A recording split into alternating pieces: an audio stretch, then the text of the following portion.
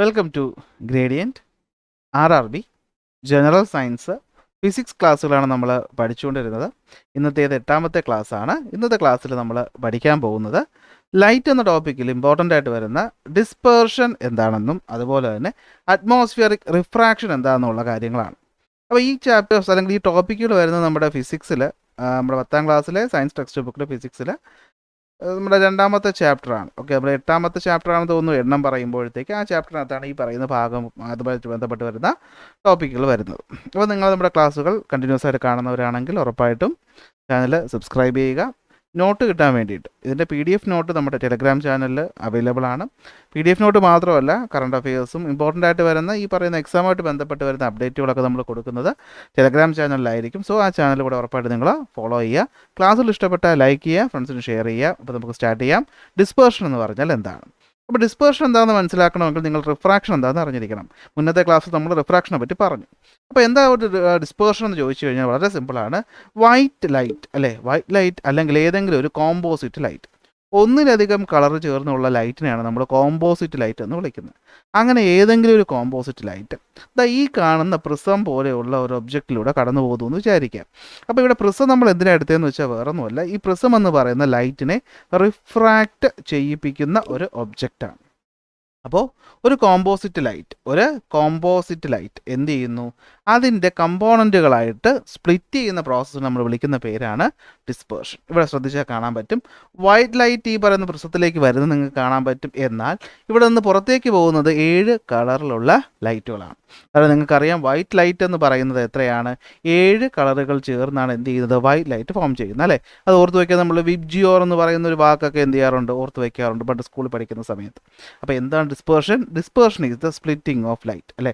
Splitting of light കുറച്ചുകൂടെ നമ്മൾ ഇൻഡെപ്തി പറയുകയാണെങ്കിൽ splitting of composite light into എന്താണ്? Component colours is called dispersion. അപ്പോൾ ഇവിടെ എന്താ സംഭവിക്കുന്നത്? വൈറ്റ് ലൈറ്റ് വരുന്നു, അത് ഈ പ്രിസത്തിലൂടെ കടന്നു പോകുന്നു. ആ പ്രിസത്തിനകത്ത് വെച്ച് എന്ത് ചെയ്യുന്നു? ഈ വൈറ്റ് ലൈറ്റ് അതിൻ്റെ കമ്പോണൻറ്റുകളായി സ്പ്ലിറ്റ് ചെയ്ത് എന്ത് ചെയ്യുന്നു? പുറത്തേക്ക് വരും. ആ പുറത്തേക്ക് വരുന്ന ആ പ്രോസസ്സിനെ വിളിക്കുന്ന പേരാണെന്ത്? ഡിസ്പേർഷൻ. അപ്പോൾ അതിനെ നമ്മൾ എന്ത് വിളിക്കുന്നത്? ഡിസ്പേർഷൻ. അങ്ങനെ ഡിസ്പേർഷൻ കാരണം നമുക്കിവിടെ നോക്കിക്കഴിഞ്ഞാൽ ഇവിടെ 7 കളറുകൾ ചേർന്നുള്ള ഒരു സ്പെക്ട്രം കാണാൻ പറ്റും. ഇങ്ങനെ 7 കളറുകൾ അതിൻ്റെ വേവ് ലെങ്തിനെ അടിസ്ഥാനപ്പെടുത്തി ഇങ്ങനെ അറേഞ്ച് ചെയ്തിരിക്കുന്നതിനെയാണ് നമ്മൾ എന്ത് വിളിക്കുന്നത്? നമ്മൾ സ്പെക്ട്രം എന്ന് വിളിക്കുന്നത്. എന്തെന്ന് വിളിക്കുന്നത്? സ്പെക്ട്രം. അപ്പോൾ എന്താ ഇവിടെ സംഭവിക്കുന്നതെന്ന് നോക്കിക്കഴിഞ്ഞാൽ ഇവിടെ ഇതൊരു പ്രിസമാണ് നിങ്ങൾ സങ്കല്പിക്കുക. ഈ പ്രിസത്തിലേക്ക് വൈറ്റ് ലൈറ്റ് കടന്നു വരുന്നു. തൽക്കാലം വൈറ്റ് വരയ്ക്കാൻ ബുദ്ധിമുട്ടായതുകൊണ്ട് ഞാൻ ബ്ലൂവിൽ കാണിക്കുന്നേ ഉള്ളൂ. അപ്പോൾ ഈ വൈറ്റ് ലൈറ്റിന് എന്താ സംഭവിക്കുന്നതെന്ന് വെച്ച് കഴിഞ്ഞാൽ അത് അതിൻ്റെ കോൺസ്റ്റിറ്റ്യുവൻ്റ് കളറുകളായിട്ട് സ്പ്ലിറ്റ് ചെയ്യുന്നു. അതായത് നമുക്ക് നോക്കിക്കഴിഞ്ഞാൽ കാണാൻ പറ്റും, നമ്മുടെ ഈ പറയുന്ന വൈറ്റ് ലൈറ്റിനകത്ത് 7 കളറുണ്ട്. അതിലേറ്റവും കൂടുതൽ വേവ് ലെങ്ത് ഉള്ള കളർ എന്ന് പറയുന്നത് റെഡാണ്. ആ റെഡ് നമുക്ക് നോക്കിയാൽ കാണാൻ പറ്റും, ഈ പറയുന്ന പാത്തിലൂടെയാണ് ലൈറ്റ് പോവേണ്ടിയിരുന്നത്. അവിടെ നിന്ന് ഒരു അല്പം മാത്രം എന്ത് ചെയ്തു? റെഡ് റിഫ്ലക്റ്റ് ചെയ്തു. എന്നാൽ നമ്മൾ നോക്കിക്കഴിഞ്ഞാൽ കാണാൻ പറ്റുന്നത് ഏറ്റവും കൂടുതലായിട്ട് ഡിഫ്ലക്റ്റ് ചെയ്ത് പോയിരിക്കുന്ന കളർ എന്ന് പറയുന്നത് ഏതാണ്? വയലറ്റാണ്. കാരണം വയലറ്റിൻ്റെ വേവ് ലെങ്താണ് ഏറ്റവും കുറവ്. അപ്പോൾ നമുക്കിങ്ങനെ ഇതിനിടയിൽ വരുന്ന ബാക്കി കളർ അല്ലേ, വയലറ്റ് ഉണ്ട്, ഇൻഡിഗോ ഉണ്ട്, ബ്ലൂ ഉണ്ട്, ഗ്രീൻ ഉണ്ട്, യെല്ലോ ഉണ്ട്, ഓറഞ്ച്, ഏറ്റവും കൂടുതൽ റെഡ് എന്നിങ്ങനെ എന്ത് ചെയ്യുന്നു? വേവ് ലെങ്തിനെ അടിസ്ഥാനപ്പെടുത്തി കളറുകൾ അറേഞ്ച് ചെയ്യപ്പെടുന്നു. ഇതിനെ വിളിക്കുന്ന പേരെന്ത്? ഇങ്ങനെ വേവ് ലെങ്ത് അടിസ്ഥാനപ്പെടുത്തി കളറുകൾ അറേഞ്ച് ചെയ്തിരിക്കുന്ന പേരാണെന്ത്? സ്പെക്ട്രം. എന്താണ്? സ്പെക്ട്രം. അങ്ങനെ ഡിഫറൻറ്റ് കളറുകളുടെ സ്പെക്ട്രം ഉണ്ടാകുന്നു. അപ്പോൾ ഇവിടുന്ന് എന്താണ് പരീക്ഷയ്ക്ക് വരുന്ന ചോദ്യം എന്ന് ചോദിച്ചു കഴിഞ്ഞാൽ, ഏറ്റവും കൂടുതലായിട്ട് ഡീവിയേറ്റ് ചെയ്യുന്ന കളർ ഏത്? അത് റെഡാണ്. അതേതാണ്? വയലറ്റാണ്. ഏറ്റവും കുറച്ച് ഡീവിയേറ്റ് ചെയ്യുന്ന കളർ ഏതാണ്? അതേതാണ്? റെഡാണ്. ഇപ്പോൾ കാരണം എന്താണെന്ന് വെച്ച് കഴിഞ്ഞാൽ ഈ പറയുന്ന റെഡ് എന്ന കളറിൻ്റെ വേവ് ലെങ്ത് എന്ന് പറയുന്നത് എന്താണ്? കൂടുതലാണ്. വേവ് ലെങ്ത് എന്താണ്? കൂടുതലാണ്. അപ്പോൾ നമ്മളൊരു വേവിനെ ഈ രീതിയിലാണ് റെപ്രസെൻ്റ് ചെയ്യുന്നതെങ്കിൽ അതിനകത്തുള്ള അടുത്തടുത്ത് വരുന്ന 2 ക്രസ്റ്റുകൾ തമ്മിലോ അടുത്തടുത്ത് വരുന്ന 2 ട്രഫുകൾ തമ്മിലോ അല്ലെങ്കിൽ ഒരേ ഫേസിൽ വരുന്ന 2 പോയിന്റുകൾ തമ്മിലോ ഉള്ള ദൂരത്തെയാണ് നമ്മൾ എന്ത് വിളിക്കുന്നത്? വേവ് ലെങ്ത് എന്ന് വിളിക്കുന്നത്. അപ്പോൾ വേവ് ലെങ്ത് കൂടുതൽ റെഡിനാണ്. റെഡ് കുറച്ച് മാത്രമേ എന്ത് ചെയ്യുള്ളൂ? ബെൻഡ് ചെയ്യുള്ളൂ. വേവ് ലെങ്ത് ഏറ്റവും കുറവെന്ന് പറയുന്ന വയലറ്റിനാണ്. വയലറ്റ് എന്ത് ചെയ്യും? നല്ല രീതിയിൽ ഡീവിയേറ്റ് ചെയ്യും. അപ്പോൾ ഇതിനാണ് നമ്മൾ ഡിസ്പേർഷൻ എന്ന് പറയുന്നത്. അപ്പോൾ എന്താണ് ഡിസ്പേർഷൻ ഉണ്ടാവാനുള്ള കാരണം എന്ന് ചോദിച്ചു കഴിഞ്ഞാൽ ഇത് തന്നെയാണ്. എന്താണ്? വേവ് ലെങ്തിലുണ്ടാകുന്ന വ്യത്യാസം. വേവ് ലെങ്ത് എന്ന് പറയുമ്പോൾ അത് നമ്മളിവിടെ മനസ്സിലാക്കുന്നത് നിറത്തിലൂടെയാണ്. കാരണം വേവ് ലെങ്ത് കൂടിയ കളർ എന്ന് പറയുന്ന റെഡ് ആയിട്ടും വേവ് ലെങ്ത് കുറഞ്ഞത് നമ്മൾ വയലറ്റ് ആയിട്ടുമാണ് കാണുന്നത്. കാരണം ഓരോ നിശ്ചിത വേവ് ലെങ്ത് ഉള്ള ലൈറ്റാണ് അല്ലെങ്കിൽ ആ പറയുന്ന വേവ്സ് ആണ് നമ്മൾ ഓരോ കളറായിട്ട് കാണുന്നത്. അപ്പോൾ അങ്ങനെയാണ് നമ്മൾ ഈ വിബ്ജിയോർ എന്ന് പറയുന്നത് കളേഴ്സ് വരുന്നത് അല്ലേ. അപ്പോൾ എന്താണ് ഡിസ്പേർഷൻ്റെ കാരണം എന്ന് ചോദിച്ചു കഴിഞ്ഞാൽ ലൈറ്റിലെ ഓരോ നിറവും ഡീവിയേറ്റ് ചെയ്യുന്നത് അല്ലെങ്കിൽ റിഫ്രാക്റ്റ് ചെയ്യുന്നത് ഓരോ രീതിയിലാണ്. ഫോർ എക്സാമ്പിൾ റെഡ് എന്ന് പറയുന്ന കളറാണെങ്കിൽ അത് വളരെ കുറച്ച് മാത്രമേ എന്ത് ചെയ്യുള്ളൂ, ബെൻഡ് ചെയ്യുകയുള്ളൂ. ബെൻഡിങ്ങിനെയാണല്ലോ നമ്മൾ റിഫ്രാക്ഷൻ എന്ന് വിളിക്കുന്നത്. നേരെ മറിച്ച് നമ്മൾ വയലറ്റ് എന്ന് പറയുന്ന കളർ എടുക്കുകയാണെങ്കിൽ ഈ വയലറ്റ് കളർ എന്ത് ചെയ്യും, ഒരേ മീഡിയത്തിൽ നല്ല രീതിയിൽ എന്ത് ചെയ്യും, ബെൻഡ് ചെയ്യും. അങ്ങനെ ഒരുമിച്ച് വരുന്ന ഈ പറയുന്ന ലൈറ്റ് പ്രിസത്തിലൂടെ കടന്നു പോകുമ്പോഴത്തേക്കും ഓരോ അളവിൽ എന്ത് ചെയ്യും, ബെൻഡ് ചെയ്യും. അങ്ങനെയാണ് ഇവർ എന്ത് ചെയ്യുന്നത്, സ്പ്ലിറ്റ് ചെയ്ത് ഡിഫറൻറ്റ് കളറുകളുള്ള സ്പെക്ട്രമായിട്ട് മാറുന്നത്. അപ്പോൾ അതാണ് നമ്മുടെ ഡിസ്പേർഷൻ്റെ കാരണമെന്ന് പറയുന്നത്. ഓക്കെ, കാരണം ഇവരുടെ എന്താണ് റിഫ്രാക്റ്റീവ് ഇൻഡെക്സ് എന്ന് പറയുന്നത് വ്യത്യാസമാണ് ഓരോ പറയുന്ന കളറിൽ. ഓക്കെ, ഇനി നമുക്ക് ടെക്സ്റ്റ് ബുക്കിൽ ഈ പറയുന്ന ട്രയാങ്കുലർ പ്രിസം ഉപയോഗിച്ചിട്ടാണ് നമ്മൾ ഡിസ്പേർഷനെ പറ്റി എക്സ്പ്ലെയിൻ ചെയ്യുന്നത്. അപ്പോൾ ഒരു പ്രിസത്തിൽ നടക്കുന്ന റിഫ്രാക്ഷൻ എങ്ങനെയായിരിക്കും എന്ന് നമുക്കൊന്ന് നോക്കാം. അപ്പോൾ ഞാനിപ്പോൾ പറഞ്ഞു തന്ന കാര്യം തന്നെയാണെങ്കിലും ഒന്നുകൂടെ ഒന്ന് പറയാം. അപ്പോൾ ഇതാണ് ഒരു ട്രയാങ്കുലർ പ്രിസം എന്നിരിക്കട്ടെ. ആ പ്രിസത്തിലേക്ക് ഒരു ലൈറ്റ് കടന്നു വരുന്നു. അപ്പോൾ ഈ ഫസ്റ്റ് പോയിന്റിൽ വെച്ച് എന്ത് ചെയ്യും, ഇത് ആദ്യത്തെ തവണ റിഫ്രാക്റ്റ് ചെയ്യും. അപ്പോൾ സപ്പോസ് ഈ പറയുന്ന ലൈറ്റ് എന്ന് പറയുന്ന വൈറ്റ് ലൈറ്റ് ആണെന്നിരിക്കെ എന്ത് പറ്റും, അതിനകത്ത് ഏറ്റവും കൂടുതൽ വേവ് ലെങ്ത് ഉള്ള റെഡ് കുറച്ച് മാത്രമേ എന്ത് ചെയ്യുള്ളൂ, ഡീവിയേറ്റ് ചെയ്യുള്ളൂ. അങ്ങനെ എന്ത് പറ്റുന്നു, വളരെ കുറച്ച് മാത്രം ഡീവിയേറ്റ് ചെയ്ത് പോകും. അതിവിടെ നിന്നിട്ട് വീണ്ടും ഒന്നുകൂടെ ഡീവിയേറ്റ് ചെയ്ത് പുറത്തേക്ക് പോകും. നേരെ മറിച്ച് വേവ് ലെങ്ത് കുറഞ്ഞ വയലറ്റ് നല്ല രീതിയിൽ എന്ത് ചെയ്യും, ഡീവിയേറ്റ് ചെയ്യും. രണ്ടാമത്തെ ഫേസിൽ വെച്ച് വീണ്ടും അത് എന്ത് ചെയ്യും, നന്നായിട്ട് ഡീവിയേറ്റ് ചെയ്ത് പോകും. ബാക്കിയുള്ള കളറുകൾ ഇതിനിടയിലായിട്ട് ഇങ്ങനെ ഉണ്ടാവും. ഇതാണ് ഇതിൻ്റെ രീതി എന്ന് പറയുന്നത്. അപ്പോൾ നമ്മളൊരു ട്രയാങ്കുലർ പ്രിസത്തിലൂടെയുള്ള റിഫ്രാക്ഷനെ പറ്റി പഠിക്കുമ്പോൾ നോക്കിയേ, ലൈറ്റ് റേ വന്ന പാത്ത് എന്ന് പറയുന്നത് ഞാനിപ്പോൾ വരച്ച ഈ ഒരു പാത്താണ് ലൈറ്റ് റേ വന്ന പാത്ത്. എന്നാൽ ലൈറ്റ് റേ പോയ പാത്ത് എന്ന് പറയുന്നത് ഞാൻ ഈ വരയ്ക്കുന്ന ലൈനാണ്. അപ്പോൾ ഈ വന്ന പാത്തും പോയ പാത്തിനും ഇടയിലുണ്ടാകുന്ന ഈ ഒരു ആംഗിൾ ഉണ്ടല്ലോ, ഈ ആംഗിളിനെയാണ് നമ്മൾ ഡി അഥവാ ആംഗിൾ ഓഫ് ഡീവിയേഷൻ എന്ന് വിളിക്കുന്നത്. എന്താ വിളിക്കുന്നത്, ആംഗിൾ ഓഫ് ഡീവിയേഷൻ. ഇവിടെ നോക്കിയേ, ദ ലൈറ്റ് വന്ന പാത്ത് ഇത്, എന്നാൽ ലൈറ്റ് ഇവിടെ നിന്നും പോയ പാത്ത് എന്ന് പറയുന്നത് ഇതാണ് അല്ലേ. അപ്പോൾ നമ്മൾ ബാക്ക്ഗ്രൗണ്ട് റീപ്രൊഡ്യൂസ് ചെയ്യുമ്പോൾ ഇവർക്കിടയിൽ എന്തുണ്ടാകുന്നു, ഇവിടെ ഒരു ആംഗിൾ ഉണ്ടാകുന്നു അല്ലേ. ഈ ഒരു ആംഗിൾ, ഈ ആംഗിളിനാണ് നമ്മൾ angle of deviation of A prism എന്ന് പറയുന്നത്. അപ്പോൾ ഈ ആംഗിൾ ഓഫ് ഡീവിയേഷൻ റെഡിന് വളരെ കുറവും വയലറ്റിന് നല്ല രീതിയിൽ കൂടുതലുമാണ്. അങ്ങനെയാണ് ഇവർ എന്ത് ചെയ്യുന്നത്, സ്പ്ലിറ്റ് ചെയ്ത് പല കളറുകളായിട്ട് പോകുന്നു.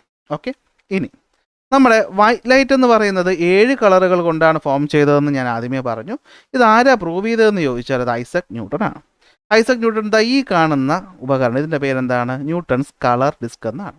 ഈ ന്യൂട്ടൺസ് കളർ ഡിസ്കിനെ സ്പീഡിൽ കറക്കുമ്പോൾ ഈ പറയുന്ന 7 കളറുകളും ഒരുമിച്ച് നമ്മുടെ കണ്ണിലേക്ക് വരികയും അതെല്ലാം കൂടെ ചേർന്ന് നമുക്ക് എന്തായിട്ട് തോന്നുന്നു, വൈറ്റ് ആയിട്ട് തോന്നുകയും ചെയ്യുന്നു. അങ്ങനെയാണ് നമ്മൾ വൈറ്റ് ലൈറ്റ് എന്ന് പറയുന്നത് 7 കളറുകൾ കൊണ്ടാണ് നിർമ്മിക്കപ്പെട്ടിട്ടുള്ളതെന്ന് 1660കളിൽ നമ്മുടെ ന്യൂട്ടൺ എന്ത് ചെയ്യുന്നു, പ്രൂവ് ചെയ്യുന്നു.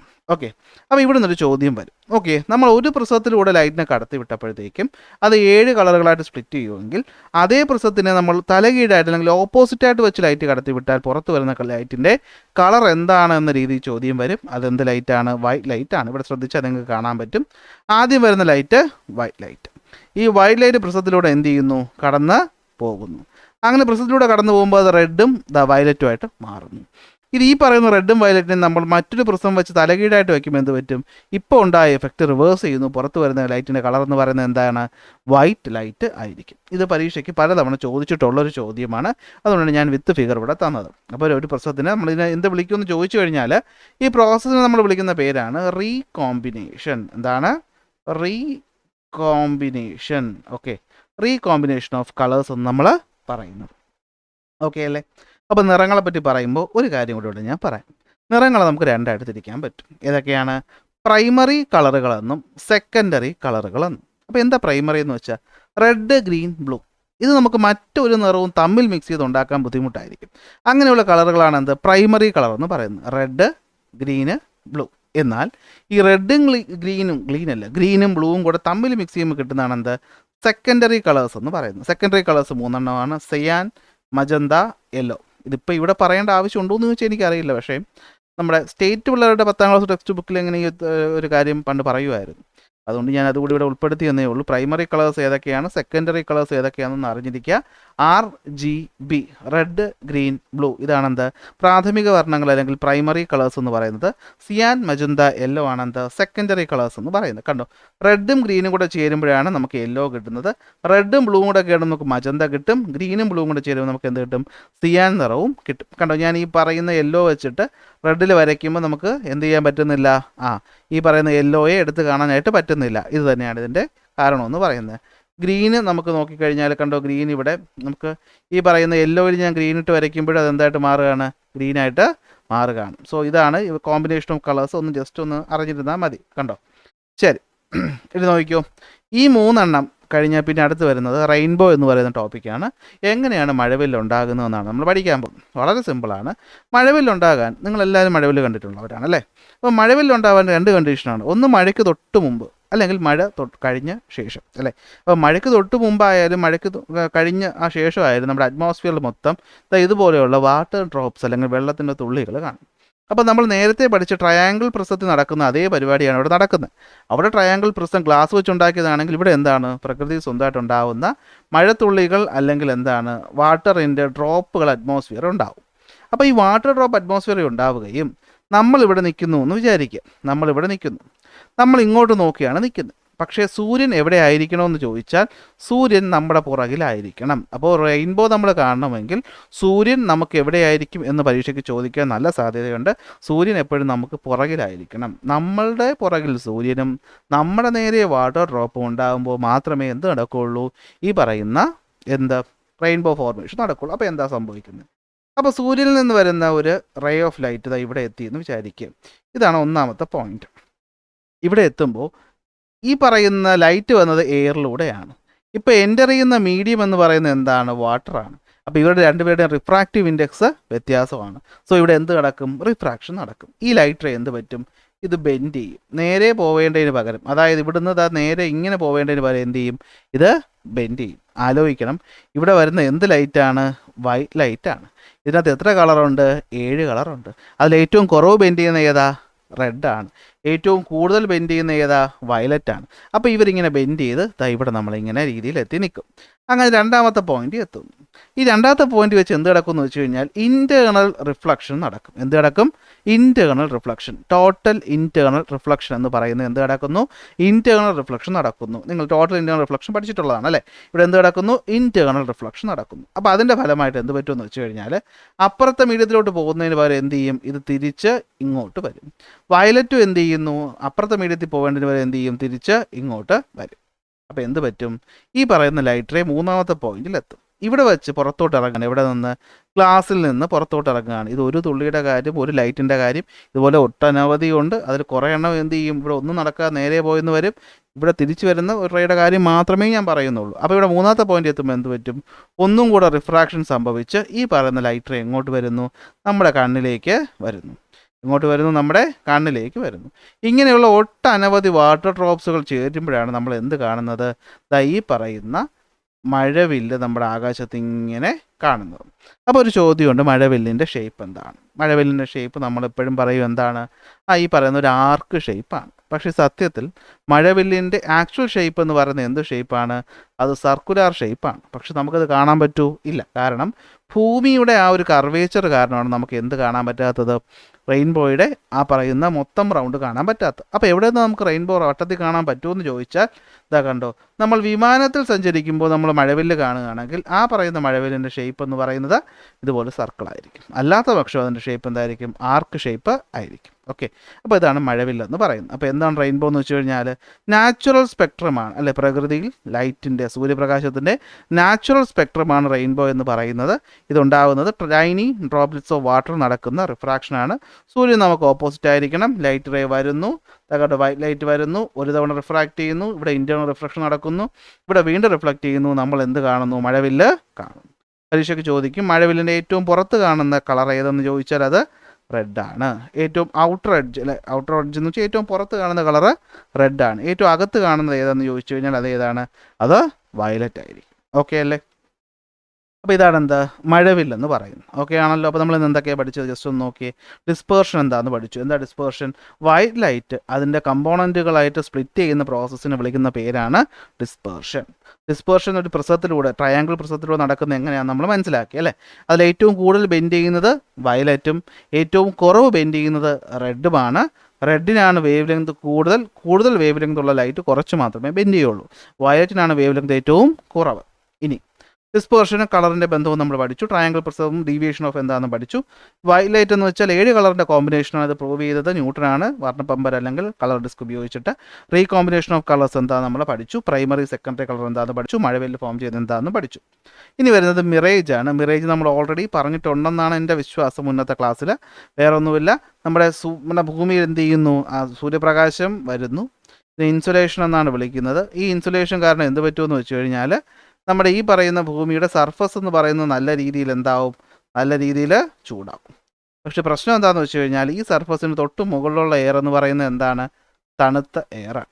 അപ്പോൾ എന്താ പറ്റുന്നതെന്ന് വെച്ച് കഴിഞ്ഞാൽ ഈ ചൂട് കൂടിയ എയർ എന്ന് പറഞ്ഞാൽ അതൊരു റെയർ മീഡിയമായിട്ട് ആക്ട് ചെയ്യും. എന്തായിട്ട് ആക്ട് ചെയ്യും? റെയർ മീഡിയമായിട്ട്. തണുത്ത എയർ എന്ന് പറയുന്നത് എന്തായിട്ട് ആക്ട് ചെയ്യും? ഒരു ഡെൻസ് മീഡിയമായിട്ട് ആക്ട് ചെയ്യും.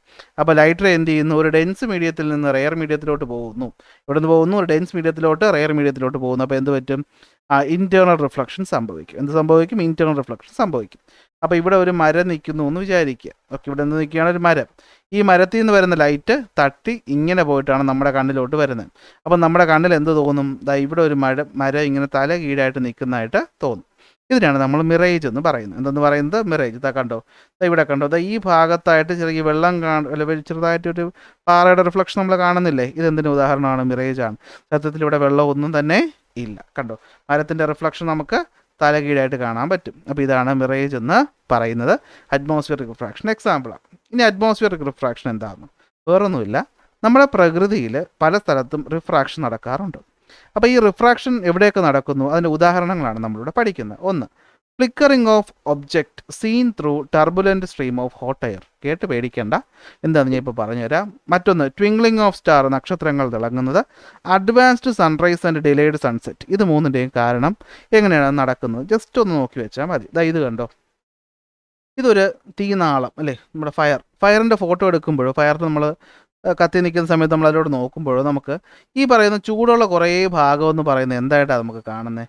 നമുക്ക് ക്ലിയർ ആയിട്ട് കാണാൻ പറ്റത്തില്ല അല്ലേ. അത് അങ്ങോട്ടും ഇങ്ങോട്ടൊക്കെ മൂവ് ചെയ്യുന്നതായിട്ടോ അല്ലെങ്കിൽ ഫ്ലിക്കർ ചെയ്യുന്നതായിട്ടോ ഒക്കെ നമുക്ക് തോന്നും. എന്തുകൊണ്ടാണ് തോന്നുന്നത് എന്നുള്ളതിൻ്റെ റീസണാണ് നമ്മൾ പറയാൻ പോകുന്നത്. അതായത് തീ കത്തി നിൽക്കുന്ന സമയത്ത് ഈ തീ കത്തി നിൽക്കുന്ന ഭാഗം ഉണ്ടല്ലോ, ഇവിടുത്തെ എയർ എന്ന് പറയുന്നത് ഭയങ്കര ചൂടായിരിക്കും. എന്നാൽ അതിൻ്റെ തൊട്ട് മുകളിൽ വരുന്ന സാധാരണ എയർ എന്ന് പറയുന്നത് എന്തായിരിക്കും? അത് തണുത്തിട്ടായിരിക്കും. നടുക്കെന്ത് കത്തി നിൽക്കുകയാണ്? ഇവിടെ ചൂടായിട്ടുള്ള ഫയർ നിൽക്കുകയാണ്. അപ്പോൾ ഈ പറയുന്ന എന്താണ്, ചൂടായ എയർ എന്ന് പറയുന്ന ഒരു റെയർ മീഡിയവും ഈ കത്തി നിൽക്കുന്ന എന്താണ് തണുത്ത എയർ എന്ന് പറയുന്ന ഡെൻസ് മീഡിയവും ആണ്. അപ്പോൾ റെയർ മീഡിയം, ഡെൻസ് മീഡിയം. ഇനി പ്രശ്നം എന്താണ്? ഈ ഫ്ലെയിമിൻ്റെ ഷേപ്പ് എന്ന് പറയുന്നത് എപ്പോഴും കോൺസ്റ്റൻ്റ് ആയിരിക്കും, ഇല്ല, അത് അങ്ങോട്ടും ഇങ്ങോട്ടും മാറും. അപ്പോൾ ഒരു റേ ഓഫ് ലൈറ്റ് കടന്നു പോകുമ്പോൾ അത് ചിലപ്പോൾ ഇവിടുന്ന് ഇങ്ങോട്ട് റിഫ്ലക്റ്റ് ചെയ്യാം, അല്ലെങ്കിൽ ഇങ്ങോട്ട് റിഫ്രാക്റ്റ് ചെയ്യാം, ഇങ്ങോട്ട് റിഫ്രാക്റ്റ് ചെയ്യാം, ഇങ്ങോട്ട് വരാം. അടുത്ത റേ വരുന്ന തട്ടി വേറെ എങ്ങോട്ടെങ്കിലും പോകും, അടുത്ത റേ തട്ടി വേറെ എങ്ങോട്ടെങ്കിലും പോകും. അപ്പോൾ എന്ത് പറ്റും? ഇവിടെ നിന്ന് നോക്കുന്ന ഒരു ഒബ്സർവറിനെ സംബന്ധിച്ചിടത്തോളം ഒബ്ജക്റ്റിൻ്റെ പൊസിഷൻ അങ്ങോട്ടും ഇങ്ങോട്ടും മാറുന്നതായിട്ട് നമുക്ക് തോന്നും. അപ്പോൾ ഇതിനെയാണ് നമ്മൾ ഫ്ലിക്കറിംഗ് ഓഫ് ഒബ്ജക്റ്റ് എന്ന് പറയുന്നത്. ഇത് എന്തിന് എക്സാമ്പിളാണ്? അറ്റ്മോസ്ഫിയറിക് റിഫ്രാക്ഷൻ്റെ എക്സാമ്പിളാണ്. ഇപ്പം ഞാൻ പറഞ്ഞ കാര്യമാണ് ഞാനിവിടെ ഒരു വലിയ പാരഗ്രാഫായിട്ട് കൊടുത്തിട്ടുള്ളത്. ജസ്റ്റ് ഒന്ന് വായിച്ചു നോക്കിയാൽ മതി. ഇനി ട്വിങ്ക്ലിംഗ് ഓഫ് സ്റ്റാർ, ഇതും വലിയ പാരഗ്രാഫ് കണക്ക് ഇങ്ങനെ കിടക്കുന്നു എന്ന് വെച്ചൊന്നും പേടിക്കേണ്ട, വളരെ സിമ്പിൾ കാര്യമാണ്. എന്താ സംഭവം എന്ന് വെച്ച് കഴിഞ്ഞാൽ നോക്കിയോ, നമ്മൾ ഇതാണ് ഭൂമി. ഓക്കെ, ഭൂമിയിൽ ഒരു പയ്യൻ നിന്നിട്ട് എന്ത് ചെയ്യാണ് നോക്കുകയാണ്. ഇതാണ് നമ്മുടെ അറ്റ്മോസ്ഫിയർ, അന്തരീക്ഷം എന്ന് പറയുന്നത്. ഈ അന്തരീക്ഷത്തിന് വളരെ ദൂരെയാണ് ആര് കാണുന്നത്? നമ്മുടെ നക്ഷത്രങ്ങൾ കാണുന്നത് അല്ലേ. അപ്പോൾ നമുക്കറിയാം ദൂരം കൂടുന്തോറും നമ്മൾ ഒബ്ജക്റ്റിനെ ചെറുതായിട്ടാണ് കാണുന്നത് അല്ലേ. ഒരു വിമാനത്താവളത്തിൽ കിടക്കുന്ന വിമാനം വലുതാണ്, എന്നാൽ അത് ആകാശത്തൂടെ പറന്നു പോകുമ്പോൾ നമ്മളതിന് ചെറുതായിട്ടാണ് കാണുന്നത്. അതുപോലെ നക്ഷത്രം വളരെ വലുതാണ്, പക്ഷേ ദൂരെ നിന്ന് കാണുന്നതുകൊണ്ട് നമ്മളതിനെ എന്തായിട്ട് കാണും? നമ്മളതിനെ ഒരു പോയിൻ്റ് ഒബ്ജക്റ്റ് ആയിട്ടാണ് കാണുന്നത്. എന്തായിട്ടാണ് കാണുന്നത്? ഒരു പോയിൻ്റ് ഒബ്ജക്റ്റ് ആയിട്ടാണ് കാണുന്നത്. അപ്പോൾ ഈ പോയിൻ്റ് ഒബ്ജക്റ്റിൽ നിന്ന് വരുന്ന റേ ഓഫ് ലൈറ്റ് നേരെ വന്നിട്ട് എന്ത് പറ്റും? അറ്റ്മോസ്ഫിയറിലെത്തും. അപ്പോൾ ഈ അറ്റ്മോസ്ഫിയർ എന്ന് പറഞ്ഞാൽ നമുക്കറിയാം അതിൽ ട്രോപ്പോസ്ഫിയർ, സ്ട്രാറ്റോസ്ഫിയർ, മീസോസ്ഫിയർ, തെർമോസ്ഫിയർ എന്നിങ്ങനെ പല ലെയറുകളുണ്ട്. ഇനി അത് അറിഞ്ഞുകൂടെങ്കിലും ജസ്റ്റ് അറ്റ്മോസ്ഫിയർ എന്ന് വെച്ചാൽ ഒരു വലിയ സംഭവം, ഒരു ബ്ലാങ്കറ്റ് ഓഫ് എയർ ആണെന്നറിയാമല്ലോ. ഈ ഓരോ ലെയറുകൾ നമ്മൾ നോക്കിയാലും ഈ ഓരോ ലെയറിലെയും റിഫ്രാക്റ്റീവ് ഇൻഡെക്സ് എന്ന് പറയുന്നത് എന്താണ്? വ്യത്യസ്തമാണ്. റിഫ്രാക്റ്റീവ് ഇൻഡെക്സ് എന്ന് പറയുന്നത് എന്താണ്? വ്യത്യസ്തമാണ്. അതായത് ചില സ്ഥലത്ത് ഒപ്റ്റിക്കൽ ഡെൻസിറ്റി കൂടുതലായിരിക്കും, മറ്റു ചില സ്ഥലത്ത് എന്തായിരിക്കും ഒപ്റ്റിക്കൽ ഡെൻസിറ്റി എന്ന് പറയുന്നത് കുറവായിരിക്കും. അപ്പോൾ ലൈറ്റ് റേ വന്നിട്ട് എന്ത് ചെയ്യും, ഇത് അങ്ങോട്ടും ഇങ്ങോട്ടും ഒക്കെ പലതവണ എന്ത് ചെയ്യും, റിഫ്രാക്റ്റ് ചെയ്യും. അങ്ങനെ നമ്മൾ എപ്പോഴും നക്ഷത്രത്തിൻ്റെ ആക്ച്വലി ഉള്ള പൊസിഷൻ കാണത്തില്ല, പകരം എന്താണ് അപ്പാരൻ്റ് പൊസിഷൻ കാണും. അടുത്ത് വരുന്ന റേ ഓഫ് ലൈറ്റ് ചിലപ്പോൾ വേറെ രീതിയിലായിരിക്കും എന്ത് ചെയ്യുന്നത്, റിഫ്രാക്റ്റ് ചെയ്യുന്നത്. അപ്പോൾ നമ്മൾ ഇവിടെ ഇപ്പോൾ നക്ഷത്രത്തെ കണ്ടു, കുറച്ച് കഴിയുമ്പോൾ ചിലപ്പോൾ ഇവിടെ നിൽക്കുന്നതായിട്ട് തോന്നും, ചിലപ്പോൾ ഇവിടെ നിൽക്കുന്നതായിട്ട് തോന്നും. അപ്പോൾ എന്താ പറ്റുന്നത്, ദൂരെയുള്ളൊരു ലൈറ്റ്, ഒരു പോയിൻ്റ് ലൈറ്റ്, ഒരു കുഞ്ഞു ലൈറ്റ് അങ്ങോട്ടും ഇങ്ങോട്ടും മാറുമ്പോൾ നമുക്കത് എന്തായിട്ടാണ് തോന്നുന്നത് അല്ലേ. ഇപ്പോൾ ജസ്റ്റ് കൺഫ്യൂഷൻ ഉണ്ടെങ്കിൽ വേണ്ട ഇവിടെ നോക്കിക്കോ. അതായത് ഇപ്പോൾ ഇവിടുന്ന് ലൈറ്റ് റേ വന്ന് നമ്മുടെ കണ്ണിൽ തട്ടി, അടുത്ത് ഇവിടുന്ന് വന്ന് തട്ടി, അടുത്ത് ഇവിടുന്ന് വന്ന് തട്ടി. അപ്പോൾ എന്ത് പറ്റും, ലൈറ്റ് റേ ഇങ്ങനെ മാറി നമ്മുടെ കണ്ണിലോട്ട് വരുമ്പോൾ നമുക്കത് തിളങ്ങുന്നതായിട്ട് തോന്നും. ഇതിനാണ് നമ്മൾ എന്ത് വിളിക്കുന്നത്, ട്വിങ്ക്ലിംഗ് ഓഫ് സ്റ്റാർ എന്ന് വിളിക്കുന്നത്. എന്തെന്ന് വിളിക്കുന്നത്, ട്വിങ്ക്ലിംഗ് ഓഫ് സ്റ്റാർ. അപ്പോൾ ട്വിങ്ക്ലിംഗ് ഓഫ് സ്റ്റാർ ഉണ്ടാകുന്നത് എന്തുകൊണ്ടാണ്, അറ്റ്മോസ്ഫിയറിക് റിഫ്രാക്ഷൻ കാരണമാണ്. ഓക്കെ അല്ലേ. ഇനി ഇവിടുന്ന് ഒരു നല്ല ചോദ്യം വരും, ഇത് പരീക്ഷയ്ക്ക് ചോദിക്കാൻ ചാൻസ് ഉണ്ട്. എന്താണെന്ന് വെച്ച് കഴിഞ്ഞാൽ, നക്ഷത്രങ്ങൾ ഇങ്ങനെ മിന്നിത്തിന്നും അല്ലേ, പക്ഷെ എന്ത് ചെയ്യത്തില്ല, പ്ലാനറ്റുകൾ ഒരിക്കലും ഇങ്ങനെ തിളങ്ങത്തില്ല. അപ്പോൾ എന്താ പറഞ്ഞത്, നക്ഷത്രങ്ങൾ തിളങ്ങും പക്ഷെ പ്ലാനറ്റ് തിളങ്ങില്ല. എന്തുകൊണ്ടെന്ന് വെച്ചാൽ നക്ഷത്രങ്ങളെക്കാളും ചെറുതാണ് പ്ലാനറ്റ്, പക്ഷേ പ്ലാനറ്റ് നമ്മുടെ ഭൂമിയിൽ നിന്ന് നോക്കുമ്പോൾ നക്ഷത്രങ്ങളെക്കാളും നമുക്ക് അടുത്താണ്. എന്ന് വെച്ചാൽ വേറൊന്നുമില്ല, ഇവിടെ പറയുന്നത് ഇത്രയേ ഉള്ളൂ. ഇവിടെ ഒരു ഒബ്ജക്റ്റ് ഇരിക്കുക എന്ന് വിചാരിക്കുക, ഇവിടെ ആരിയ്ക്കുകയാണ്, ഒരു ഒബ്ജക്റ്റ്, അല്ലെങ്കിൽ നമ്മൾ നോക്കുകയാണ്. ഇതാണ് നമ്മുടെ ഭൂമി, ഇതാണ് നമ്മുടെ അന്തരീക്ഷം. അന്തരീക്ഷത്തിൽ നിന്ന് നമ്മൾ നോക്കുമ്പോൾ നമ്മുടെ പ്ലാനറ്റ് അല്ലെങ്കിൽ മെർക്കുറി, വീനസ്, എർത്തൊക്കെ കമ്പാരിറ്റീവ്ലി ഒരു നക്ഷത്രം നിൽക്കുന്ന ദൂരവുമായിട്ട് കമ്പയർ ചെയ്യുമ്പോൾ പ്ലാനറ്റ് ഇരിക്കുന്ന കമ്പാരിറ്റീവ്ലി അടുത്താണ്. അതായത് നമുക്ക് പ്ലാനറ്റിനെ കുറച്ചുകൂടി വലുതായി കാണാനായിട്ട് പറ്റും. അപ്പോൾ ഈ പറയുന്ന നക്ഷത്രത്തിൽ നിന്ന് വരുന്ന ഒരു പോയിൻ്റ് ലൈറ്റ് അല്ല പ്ലാനറ്റിൽ നിന്ന് വരുന്നത്. പ്ലാനറ്റിൽ നിന്ന് ഒന്നിലധികം റേസ് ഒരേ സമയം നമ്മുടെ കണ്ണിലോട്ട് എത്തും. അപ്പോൾ എന്ത് പറ്റും, ഒന്നിലധികം റേസ് എത്തുമ്പോൾ നമുക്ക് ഈ പറയുന്ന ഇവരുടെ അപ്പാരൻ്റ് പൊസിഷൻ മാറുന്ന എഫക്റ്റ് നമുക്ക് വലുതായിട്ട് ഫീൽ ചെയ്യത്തില്ല. കാരണം അടുത്ത് നമ്മൾ കാണുന്ന സമയത്ത് ഇവിടെ പറയുന്നതാണ്, നോക്കി, പ്ലാനറ്റ് എന്ന് പറയുന്നത് എന്താണ്, ലാർജ് ആണ് സൈസ്. അപ്പോൾ എന്ത് പറ്റും, ഇതൊരു കളക്ഷൻ ഓഫ് പോയിൻ്റ് ആയിട്ട് നമുക്ക് കാണാൻ പറ്റും. Okay, collection of point size object ആയിട്ട് കാണാൻ പറ്റും. അപ്പോൾ അതുകൊണ്ടാണ് എന്ത് പറ്റുന്നത്, അറ്റ്മോസ്ഫിയറിക് വേരിയേഷൻ കാരണം ഉണ്ടാകുന്ന ഇഫക്റ്റ് നക്ഷത്രങ്ങൾക്ക് എഫക്റ്റും നടക്കുകയും എന്നാൽ പ്ലാനറ്റുകൾക്ക് അത് നടക്കാതിരിക്കുകയും ചെയ്യുന്നു. പ്ലാനറ്റ് നക്ഷത്രത്തെക്കാളും ചെറുതാണെങ്കിലും നമ്മളുടെ അടുത്തായതുകൊണ്ട് നമുക്ക് ഒന്നിലധികം പോയിന്റുകൾ ചേർന്ന് ഒരൊറ്റ ലൈറ്റായിട്ട് നമുക്കത് ഫീൽ ചെയ്യും. അപ്പോൾ അതുകൊണ്ട് എന്ത് പറ്റും, അങ്ങോട്ടും ഇങ്ങോട്ടും ഒരു അല്പം മാറിയെന്ന് വെച്ച് നമുക്കത് കത്തി അണയുന്നതായിട്ടൊന്നും തോന്നൂല. ഇത്രയേ ഉള്ളൂ. Last topic, advanced sunrise and delayed sunset. ഇത് നമ്മുടെ ജീവിതത്തിൽ അറിഞ്ഞിട്ടുണ്ടോ എന്ന് ചോദിച്ചാൽ എനിക്കറിയില്ല. സംഭവം എന്താണെന്ന് വെച്ചാൽ, നമ്മൾ യഥാർത്ഥത്തിൽ രാവിലെ സൂര്യനെ കാണുന്നത് സാധാരണ അല്ലെങ്കിൽ യഥാർത്ഥത്തിൽ സൂര്യൻ ഉദിക്കുന്നതിനും 2 മിനിറ്റ് മുന്നെയാണ്. അപ്പോൾ എന്താ സംഭവം എന്ന് വെച്ച് കഴിഞ്ഞാൽ, ഇതാണ് നമ്മുടെ ഭൂമി എന്ന് വിചാരിക്കുക. ഇതാണ് നമ്മുടെ ഭൂമി, ഇതാണ് നമ്മുടെ ഹൊറൈസൺ. എന്താ ഹൊറൈസൺ, ചക്രവാകം അങ്ങനെ എന്തോ പറയും, ചക്രവാതം അല്ലേ. ഈ ഹൊറൈസൺ ഉണ്ടല്ലോ, ഇതിൻ്റെ മുകളിൽ സൂര്യൻ വരുമ്പോഴാണ് ആക്ച്വലി എന്ത് കിടക്കുന്നത്, സൺറൈസ് നടക്കുന്നത്. പക്ഷെ സംഭവിക്കുന്നത് എന്താണെന്ന് വെച്ചാൽ, സൂര്യൻ കറങ്ങിയത് ഇവിടെ താഴെ നിൽക്കുകയാണ്, പക്ഷെ സൂര്യൻ്റെ പ്രകാശം എന്ത് ചെയ്തു, നേരത്തെ ഇങ്ങെത്തി. നമ്മുടെ ഭൂമിയുടെ ചുറ്റും എന്തുണ്ട്, അറ്റ്മോസ്ഫിയർ ഉണ്ട്. അതായത് ഈ പറയുന്ന സൂര്യപ്രകാശം മര്യാദയ്ക്ക് ഇങ്ങോട്ട് പോവേണ്ടതാണ്. പക്ഷെ എന്ത് പറ്റുമെന്ന് വെച്ച് കഴിഞ്ഞാൽ, ഈ പറയുന്ന ഹൊറൈസണിൻ്റെ താഴെ നിൽക്കുന്ന സൂര്യപ്രകാശം ഇവിടെ എത്തുമ്പോൾ ഈ പോയിന്റിൽ വെച്ച് ലൈറ്റ് റേക്ക് എന്ത് സംഭവിക്കും, ബെൻഡിങ് സംഭവിക്കും. അതായത് ഇങ്ങോട്ട് പോകേണ്ട ലൈറ്റ് റേ എന്ത് ചെയ്യും, ബെൻഡ് ചെയ്ത് ഇവിടെ നിൽക്കുന്ന ആളുടെ കണ്ണിൽ വരും. അപ്പോൾ നമ്മുടെ ബ്രെയിൻ പറയും, ലൈറ്റ് റേ വന്നത് ഇവിടെയാണെങ്കിൽ ഇവിടെ ആരുണ്ട്, സൂര്യനുണ്ടെന്ന് പറയും. അപ്പോൾ നമ്മൾ സൂര്യൻ ഇവിടെ കാണുന്നതായിട്ട് തോന്നും, പക്ഷേ ഇത് ആക്ച്വൽ സൂര്യനാണോ, അല്ല. അതായത് ഒറിജിനൽ സൂര്യൻ ഉദിക്കുന്നതിനും 2 മിനിറ്റ് മുന്നേ നമ്മൾ ആരെ കാണും, സൂര്യനെ കാണും.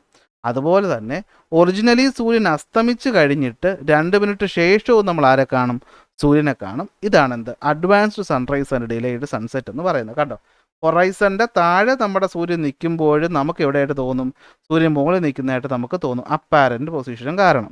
ഇതേ സംഭവം തന്നെ അസ്തമിക്കുമ്പോഴും സംഭവിക്കും. അപ്പോൾ ഇത് എന്തുകൊണ്ട് നടക്കുന്നു എന്ന് ചോദിച്ചാൽ, അറ്റ്മോസ്ഫിയറിക് റിഫ്രാക്ഷൻ കാരണം. നമ്മുടെ ഒറിജിനൽ സൂര്യൻ ഉദിക്കുന്നതിനും എത്ര മിനിറ്റ് മുമ്പേ നമ്മൾ സൂര്യനെ കാണുമെന്ന് ചോദിച്ചാൽ 2 മിനിറ്റ് മുമ്പേ.